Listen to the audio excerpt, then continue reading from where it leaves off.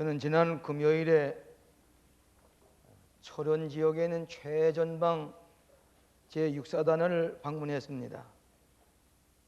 신병훈련소에 아름다운 성전을 지어서 천 500명이 앉을 수 있는 큰 성전을 봉헌하는 데 가서 설교를 했습니다. 그 부대의 사단장 대제는 박봉식 장군은 잘 믿는 장로님이신데 벌써 그 지역에 두 번째로 큰 예배당을 지었다고 그랬습니다.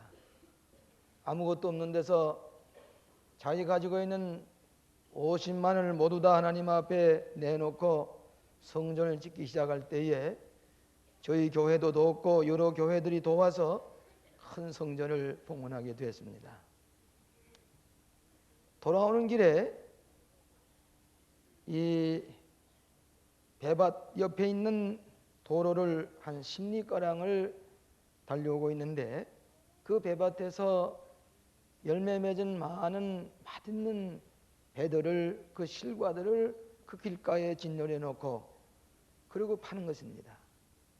여러분 우리나라의 배맛은 세계 어디 가서도 그런 배맛을 볼 수가 없는데 뭐 먹골배니 또 무슨 단배니 그 고향 이름을 붙여가지고 한 10리가량 되는 데를 비닐로 이렇게 상점처럼 해놓고 불을 환하게 키워놓고 좋은 큰 호박같이 큰 이 배를 실과를 진열해 놓고 파는 것이었습니다. 그걸 지나면서 저는 생각을 했습니다. 저 일선에 있는 한 사단장군 지휘관이 큰 예배당을 둘이나 짓고 그리고 그 장병들에게 복음을 전하는 믿음의 좋은 과실을 많이 맺은 그 지휘관을 생각하면서 그러면서 이 돌아오는 그 길가에 그 수많은 과수원에서 열매 맺힌 아름다운 맛있는 배 열매를 진열해 놓고 그리고 오고 가는 사람들에게 자랑을 하고 팔고 있는 풍성한 열매들을 보았습니다. 오늘 금년에 한 해를 지나보내면서 내 인생의 과실이 얼마나 맺혔는가. 영적인 것, 육적인 것, 정신적인 것, 내가 얼마나 이 삶의 광주리에 수많은 과실을 맺어서 자랑할 만한 것이 무엇인가 생각을 했습니다. 이 요한복음 15장에 나오는 유명한 포도나무의 비유는 여러분 잘 아시면서 예수님께서 나는 참 포도나무여 너희는 가지니 가지가 포도나무에 붙어있지 아니하면 열매를 맺을 수 없고 붙어있으면 많은 열매를 맺느니라 말씀했습니다. 여러분 예수님의 교훈 가운데 가장 중요한 교훈은 여러분의 삶에 풍성한 열매를 맺으라고 하는 교훈이 중요한 교훈입니다. 성도들은 풍성한 과실을 우리의 삶 속에서 맺혀야 됩니다. 여러분 포도나무 가지는 그 포도 열매를 주렁주렁 풍성하게 맺힙니다. 그러나 만일 포도 열매 맺지 아니하면 그 가지는 찍어야 됩니다. 그 나무를 가지고는 공예품도 만들 수가 없고 무슨 집 짓는 데 쓸 수도 없고 아무 소용이 없습니다. 그렇기 때문에 열매 맺지 못하는 가지는 찍어서 불에게다 사른다 그랬습니다. 열매 맺는 성도들이 되어야만 하나님께서 존귀히 여기십니다. 지금은 추수를 마치고 갖가지 열매를 자랑하는 계절입니다. 내 삶의 열매는 얼마나 되었는가, 얼마나 맺혔는가, 풍성한가. 많은 사람들이 보기에 탐스러울 만치 성공의 과실을 많이 맺혀 있는가. 저는 이 본문의 말씀에 의지해서 네 가지로 나누어서 은혜를 받고자 합니다. 여러분 풍성한 열매를 맺는 삶을 살려면 먼저 첫째로 소속감이 분명한 삶이 되어야 됩니다. 이 포도나무에는 과실이 없는 가지도 있고 과실 조금 맺은 가지도 있고 과실을 많이 맺은 가지도 있습니다. 인생도 마찬가지입니다. 그저 열매 없는 삶도 있고 또 열매 좀 있는 삶도 있고 또 많은 열매를 맺는 사람이 있습니다. 그런 과실을 많이 맺으려면 이 성경 말씀 보면 네가 내 안에 있고 내가 너희 안에 있어야 된다. 내가 너희가 내 안에 거하라 하는 말씀이 5번이나 요 8절까지 너희가 내 안에 거하라 나도 너희 안에 거하리라 너희가 내 안에 거하라. 사람이 내 안에 거하지 아니하면 너희가 내 안에 거하고 내 말이 너희 안에 있으면 너희가 내 안에 거하라는 말이 5번이나 반복해서 기록되어 있습니다. 과실을 많이 맺는 사람은 내가 주 안에 거해야 됩니다. 포도나무 가지가 포도나무에 붙어 있어야 됩니다. 그래야 과실을 많이 맺는다고 하는 것입니다. 오늘 여러분이 신자의 생활에 많은 열매를 맺기 위해서는 내가 예수님 안에 거해야 됩니다. 소속감이 분명해야 됩니다. 내 일상생활 가운데 예수님이 나의 구주라고 고백하는 사람이 예수님께 속해 있는 사람입니다. 내 삶 속에 예수님과 교제하고 예수님의 생명의 말씀이 내 삶을 지배하는 사람, 예수님께 속해 있는 사람입니다. 내가 예수를 믿기 때문에 몸되는 교회 이 제단에 늘 출석하고 말씀을 듣고 삶이 변화되고 이 교회에 잘 출석하는 사람 속해 그 소속감이 분명한 사람입니다. 그리고 구원의 확신을 가지고 죄를 멀리하고 옛날 생활과 달라지고 예수님께 속해 있는 변화된 삶이셔야 됩니다. 하나님의 말씀에 순종하고 교회 규칙에 순종하는 사람이 되어야 됩니다. 또 성령으로 날마다 체험되어지는 삶, 다른 사람에게 사랑을 베풀고 일치된 신자의 생활로 본을 나타내는 것, 소속감이 분명한 사람입니다. 이런 사람에게는 많은 과세를 맺을 수가 있습니다. 내가 누구에게 속해 있느냐? 누구에나 소속감이 있습니다. 정치하는 사람 소속이 분명해야 됩니다. 경제도 소속과 계통이 있어야 됩니다. 무엇을 하든지 소속감이 분명한 사람은 소외당하지 아니하고 그 소속감을 가지고 소속된 것에 분명하게 자랑스럽게 생각하고 충성하는 사람은 그 소속감 때문에 성공하게 됩니다. 자기의 소속되어 있는 것에 충성을 다하는 사람 승진하고 발전하고 성공을 합니다.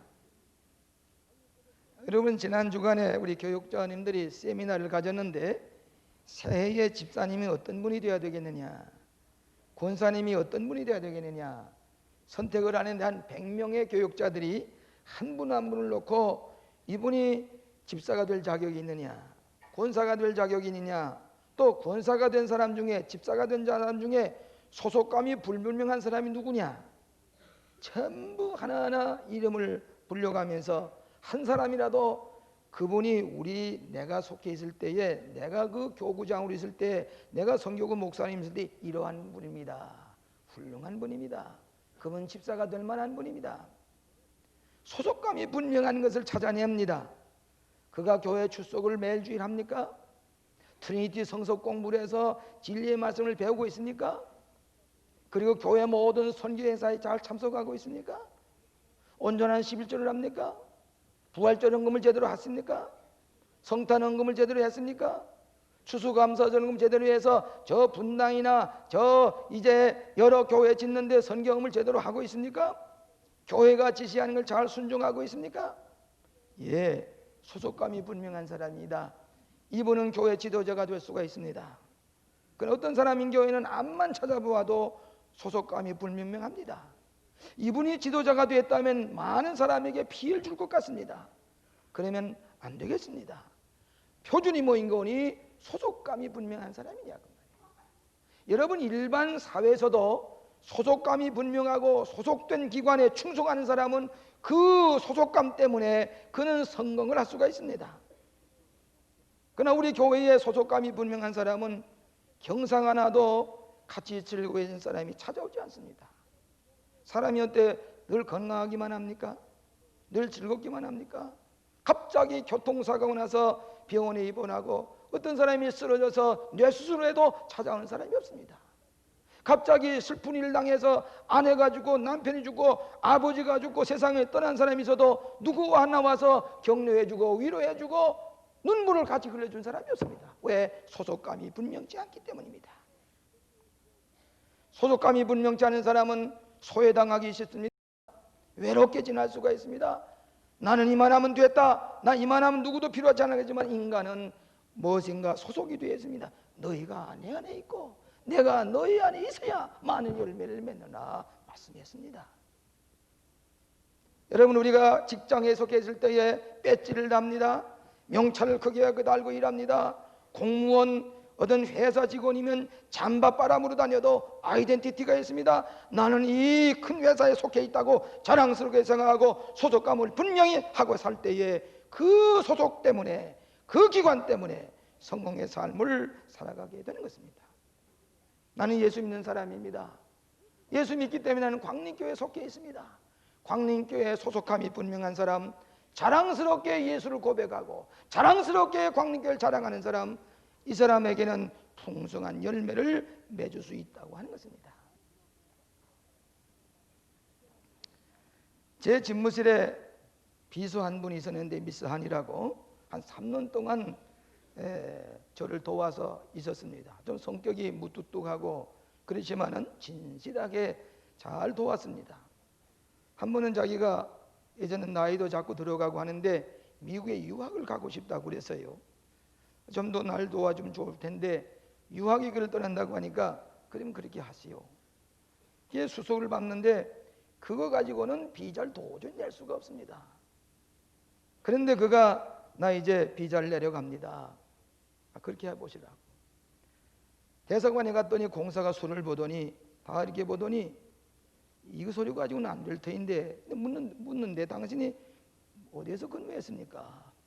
광림교회에서 근무했습니다. 그래 광림교회입니까? 무슨 직분을 맡았습니까? 목사님의 비서일을 한 3년 했습니다. 그래요? 그 서류 가지고는 멀티플 비자를 받을 수가 없는데 당장에 거기에서 비자를 주시더라는 거예요. 복수 비자를 두어 가지고 그걸 가지고 그 다음으로 달려와서 내 방에 와서 별로게 상냥하지 못한 비서인데 상냥하게 인사를 하면서 목사님, 내가 이 광림교회 비서일 했다는 게 얼마나 축복인지. 대사관에서 무조건 광림교회 교인하니까 소속이 분명하고 나는 광림교회에 있었습니다. 광림교회 비서노릇 했습니다. 그러냐고. 어디든지 자기가 소속이 분명하고 고백을 할 수 있고 자랑스럽게 생각하는 사람은 어느 뭐로든지 도움이 되고 풍성한 열매를 맺게 될 줄로 믿습니다. 너희가 내 안에 속하면, 너희가 내 안에 있으면 내가 너 안에 있고 많은 열매를 맺나리라. 두 번째로는 자기를 깨끗하게 하는 삶입니다. 2절에 보니까 무릇 과실을 맺는 가지는 더 과실을 맺게 하려 하여 이를 깨끗게 하느니라. 여러분, 포도나무는 깨끗한 열매 맺는 나무입니다. 여러분, 유대 나라의 가장 유명한 과일이 포도 열매고 오렌지 혹은 종로나무 열매입니다. 유명합니다. 저 아랍권레까지 유럽에까지 이 팔레스타인의 과일이 많이 수출이 됩니다.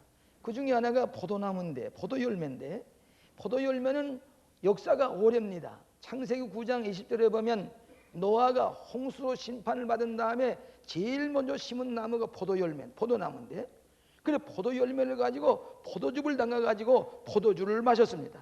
이 포도주 때문에 취했습니다. 그래서 이 노아 할아버지가 그만이야 벌거벗은 수치도 모르고 술 취해서 자고 있을 때에 그 형제가 술 취해 자고 있는 노아 할아버지에 대해서 어떤 태도를 취했냐에 따라서 축복이 되고 화근을 가져온 적이 있습니다. 그래 보니까 포도나무가 제일 오래된 나무 중에 하나입니다. 그런데 깨끗게 아닌데 두 가지를 깨끗해야 됩니다. 포도나무 심으면 땅을 깨끗하게 해야 됩니다. 땅이 정결해야만이 포도 열매를 잘 맺을 수가 있습니다. 두 번째는 포도나무 가지가 깨끗해야 됩니다. 열매 많이 맺게 하기 위해서 손질을 해야 됩니다. 그 껍질이 붙어서 곤충이 그 속에 들어가서 알을 까고 그리고 기생하게 되면은 포도 열매를 맺을 수가 없습니다. 그렇기 때문에 팔레스타인에서는 11월과 12월과 1월 달에 포도나무를 전적으로 깨끗하게 하는 전진을 해주는 일이 있습니다. 그래야만 그 다음에 열매를 많이 맺습니다. 우리 크리스찬도 우리 인격이 깨끗해야 됩니다. 그래야 우리에게 풍성의 열매를 맺습니다. 무엇을 해도 우리의 생각이 깨끗하고 우리의 태도가 깨끗하고 우리의 동기가 깨끗하고 우리의 열심이 깨끗하고 우리의 봉사가 깨끗하고 헌신이 깨끗하고 모든 사람의 관계성이 깨끗해야 됩니다. 그래야만 그 인격에서 많은 열매를 맺습니다. 그런 사람에게는 100%의 열매, 60%, 30%의 열매를 맺는다고 말씀을 했습니다. 요즘 우리나라에는 신뢰를 받아야 할 공무원이 깨끗이 못한 까닭에 모든 일이 수포로 돌아가고 모든 사람에게 지탄을 받는 것을 안타깝게 생각을 합니다. 깨끗하지 못하기 때문입니다.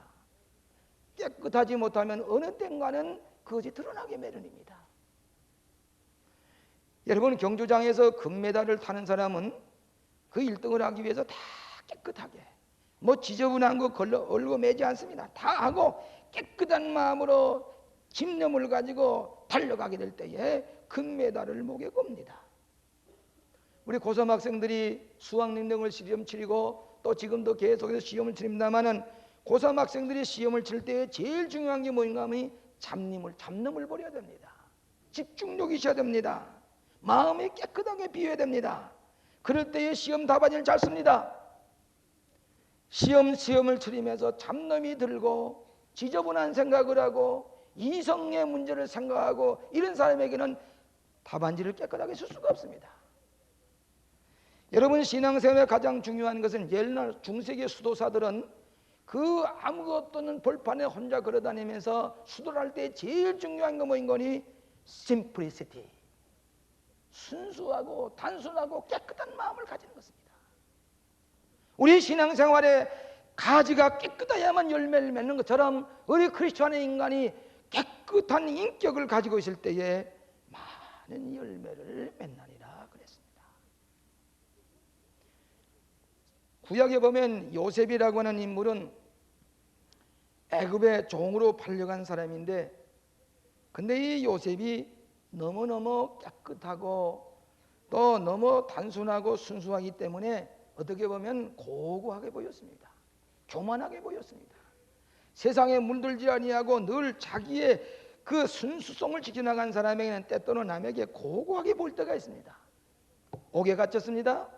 보디발의 아내의 유혹이 있었습니다. 그렇지만은 그가 깨끗한 인격을 가지고 믿음을 지킬 때에 나중에 그의 오해가 다 풀리고 총리 대신이 됐습니다. 깨끗한 가지에 열매를 맺게 되는 것입니다. 산상수훈에 보면은 마음이 정한 자는 복이 있나니 저희가 하나님을 볼 것이라 그랬습니다. 하나님을 보지 못하는 까닭은 내 마음이 깨끗하지 못하기 때문입니다. 하나님이 볼 수 있는 사람은 복 있는 사람이요, 하나님의 영감을 받은 사람은 풍성한 열매를 맺을 수가 있습니다. 그런 거를 늘 스스로 참여하는 마음으로 하나님의 말씀을 들을 때에, 설교를 들을 때에, 예배 드릴 때 내 마음을 세탁해야 됩니다. 내 마음을 깨끗이 해야 됩니다. 그럴 때 그 인격에서 풍성한 열매를 맺게 될 줄로 믿습니다. 기도하면서 말씀을 들으면서 성경 말씀 읽으면서 성도들과 교제할 때에 깨끗한 가지, 깨끗한 성품, 깨끗한 인품을 가지고 나갈 때에 계속해서 풍성한 열매를 맺게 될 줄로 믿습니다. 세 번째로는 진리가 그 마음속에 있는 삶입니다.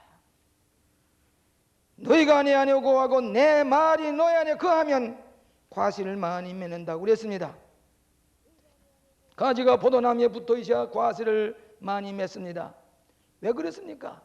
그 포도나무 원 줄거리에 가지가 붙어 있어야만 거기서 영양분을 섭취해서 가지의 그 열매를 풍성하게 맺을 수가 있습니다. 우리가 그리스도 안에 있다는 말은 진리의 말씀이 내 삶 속에 공급이 되게 될 때에 우리의 많은 과실을 그 영양가 있는 진리의 생명의 말씀으로 영양가를 공급받을 때에 우리 인생에 많은 열매를 맺을 수가 있다고 하는 말씀입니다. 제가 처녀 목회가 저 전령교회라는 교회에 있는데, 그게 처음에 저 혼자서 가서 목회를 합니다. 전도사로 열심히 신방을 하고 뛰어다니는데, 한 번은 대신방 때에 어느 가정에 신방을 갔더니 예배 보고 난 다음에 포도송이를, 많은 포도송이를 갖다가 놓았습니다. 이게 보기엔 잘 익지 않은 것 같은데 따서 이 맛을 보니까 어떻게 단지 모르겠어요. 아주 풍성한 열매를 맺었습니다. 어떻게 이렇게 단 포도가 있었습니까? 물어보니까 요 앞에 요 정원에 이 포도나무 하나 있지 않습니까? 여기서 딴 포도 열매입니다. 그래요. 근데 이렇게 태양광선도 많이 비치지 못하는데 이렇게 맛있는 포도 열매가 맺혔습니까? 물어보니까 매해 이 포도 뿌리에다가 아주 좋은 비료를 여기다가 줍니다. 아주 진한 이 비료를 거기다가 붓고 그 다음에 또 어느 인간이 설탕을 거기다 붓습니다. 단 설탕을 거기다 부어 놓으면은 다음에 그 당도 높은 이 포도송이가 이렇게 맛있는 포도인데 그렇게 맛있을 수가 없습니다. 아, 그렇습니까? 밑에서 줄거리에서부터 당도, 그 단 것과 아주 짙은 그런 영양가가 올라와서 가지에 공급이 되어서 그 열매에 맺혀지게 될 때에 풍성한 열매를 맺고 맛있는 열매가 맺혀진다는 교훈입니다. 옳습니다. 나 혼자는 풍성에 맺을 수가 없습니다. 포도나무 가지가 포도나무에 붙으셔야 됩니다. 뿌리에서부터 영양가를 공급받아야 됩니다. 진리의 말씀으로, 생명의 말씀으로, 성령의 능력의 말씀으로 공급을 받을 때에 우리 삶의 가지에서 풍성한 열매를 맺게 될 줄로 믿습니다. 붙어 있어야 됩니다. 가지가 붙어 있어야 됩니다. 제가 독일에 종종 여행을 하다 보면은 프랭크푸르트에서 본에 가려면은 루프탄자 비행기표를 샀는데도 기차를 타라고 그럽니다. 그 기차를 타고 보면 한 2시간 동안 본에 가는데 이 846행 만들 때도 몇 번 그 공장에 찾아가면서 비행기를 탄 비행기표인데 기차를 타라고 그래요. 뭐 우리 새마을호보다도 나지도 않습니다. 그 타고 가느라면은 어디로 가냐면 나일강가로 기차가 달려가는데 그 광경이 그렇게 아름다울 수가 없어요. 옛날에 독일의 성이 무너진 것이 있습니다. 역사적인 흔적들이 있습니다. 그 나일강에는 아주 호화 그 관광객을 실은 그 호화선들이 오고 갑니다. 그리고 그 옆에 옛날 도시들 아름다운 그 성읍들이 보이는데 그렇게 아름다울 수가 없습니다. 근데 한 가지 눈에 띄는 것은 경사가 이렇게 되는 언덕에다가 포도나무를 심었는데 그렇게 질서정연하게 심어놓을 수가 없습니다. 다 손으로 심은 거고 손으로 다 꺾어놓은 건데 그래서 이 경사에 이렇게 포도나무가 심어졌어요. 그래서 물어보았더니 원래 이 독일이라는 나라가 태양빛이 덜 쬐는 그런 곳인데 포도 열매를 맞추려면 태양빛을 오랫동안 쬐게 하기 위해서 이 경사에다가 깨끗하게 포도나무를 심었다는 얘기입니다. 태양빛을 받고 밑에서 걸음에 좋은 영양가를 받아들일 때에 풍성한 열매, 맛있는 열매를 맺는 것과 같이 오늘 여러분의 삶 속에 우리 하나님의 말씀으로, 진리의 말씀으로 공급되어야 됩니다. 그리고 하나님의 은총으로 우리에게 무르익어야 됩니다. 진리가 마음속에 있는 사람에게는 삶이 새로워집니다. 바른 가치관을 가지게 됩니다. 같은 판단력을 가지게 됩니다. 진리가 마음에 있는 사람은 바른 통찰력이 있습니다. 진리가 마음에 있는 사람은 바른 신앙을 가지게 됩니다. 바른 철학을 가지게 됩니다. 새 생명을 살게 하는 것입니다. 진리가 없는 사람은 열매가 없을 뿐만 아니라 가치관도 없습니다. 신뢰감도 못 가집니다. 통찰력도 없습니다. 우리 교인 가운데 우리 교회 나오시기 전에는 그가 똑똑합니다. 지혜와 지식이 있습니다. 경험이 있습니다. 기술이 있습니다. 그래 큰 사업을 하다가 하루아침에 망해버립니다. 저 지하실로 갔습니다. 더 이상 소망이 없게 됐을 때에 왜 이랬을까? 그 마음속에 진리가 없었기 때문입니다. 내 삶을 지배할 만한 생명의 진리가 없었기 때문입니다. 교회 찾아나와서 예수를 믿은 다음에 그의 마음속에 진리가 마음속에 사라져서 역사할 때에 바른 판단력을 가지고 이래서는 안 되지. 바른 평가를 합니다. 사물을 바로 볼 수 있는 통찰력을 가지게 됩니다. 시행착오가 없습니다. 실패가 없습니다. 왜? 진리의 말씀이 그의 삶을 지배하기 때문입니다. 진리는 영원 불변하기 때문입니다. 오늘 여러분의 마음에 생명의 진리가 지배당하는 여러분의 삶이 되시기를 바랍니다. 찰리 존스라는 사람이 성공적인 삶을 살아가는 사람에게 세 가지 결단이 필요하다고 그랬습니다. 첫째로는 어떤 결단인 거니? 내 인생을 누구와 함께 살 것인가? 이러는 인간은 더불어 살아야 되는데 내 인생을 누구와 더불어 살아야 될 것인가? 두 번째로는 내 삶 속에 무엇이 지배하게 할 것인가? 내 삶을 무엇이 지배하게 할 것인가? 그 결단입니다. 세 번째로는 내 인생을 누구를 위해 살 것인가? 누구를 위해 살 것인가? 이거 세속적인 표현을 말하면 좋은 배우자를 만나는 것 성공할 수가 있습니다. 그와 더불어 살아가는 것, 보다 놓은 반짝이 서로 협력할 때에 놀라운 성공의 갈 수가 있습니다.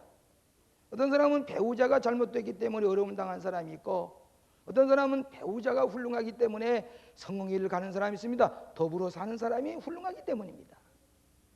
두 번째로는 좋은 동기, 순수한 동기가 되고, 세 번째는 좋은 희망과 목적이 있어야 된다는 그 얘기입니다. 그러나 이것을 신앙적으로 보면은 예수님과 함께 사는 사람, 마음속에 진리가 지배하는 사람, 모든 하나님의 영광을 위해서 살아가는 사람, 그 사람에게는 풍성한 열매를 맺게 될 줄로 믿습니다. 너희가 내 안에 거하고 내 말이 너희 안에 거하면, 진리가 너희 안에 거하면 풍성한 열매를 맺으리라. 마지막으로 분명한 소원을 가지고 구하는 사람입니다. 7절에 너희가 내 안에 거하고 내 말이 너희 안에 거하면 무엇인지 구하라 그리하면 이루리라. 여러분, 소원이 다 있었지요.